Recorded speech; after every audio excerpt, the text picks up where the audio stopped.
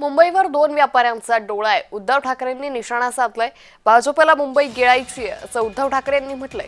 उद्धव ठाकरेंकडून अमित शहांवर जहरी टीका करण्यात आली. अॅनाकोंडाला मुंबई गिळायची आहे. गाढवही गेले आणि ब्रह्मचर्यही गेलं. अॅनाकोंडाला मुंबई गिळायची असल्याचं उद्धव ठाकरेंनी म्हटलेलं आहे. आता आपण पेंग्विन आणले, त्याच्यामुळे लाखो पर्यटक तिकडे वाढले. नक्कीच मला त्याचा अभिमान आहे. आणि पेंग्विन आणल्यानंतर काही पेंग्विनच्या बुद्धीची आणि उंचीची माणसं आपल्याला टीका करते, ते सोडून द्या.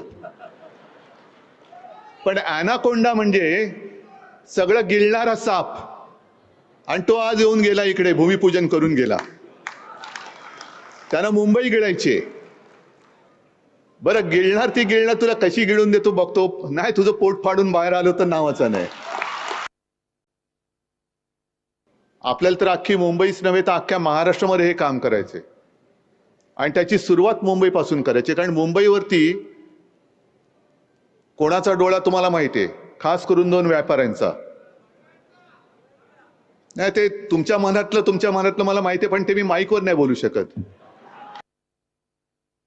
तुमची ब्रह्मचार्याची पिलावळ आहे. एकेका ब्रह्मचार्याला 40-40 पोरं झाली कशी? आणि मग ब्रह्मचार्याला जर का 40 पोरं होत असतील तर मला ते तुकाराम महाराजांचा अभंग आठवला. आणि तीच परिस्थिती भाजपची झाली. गाढवही गेले आणि ब्रह्मचर्यही गेलं.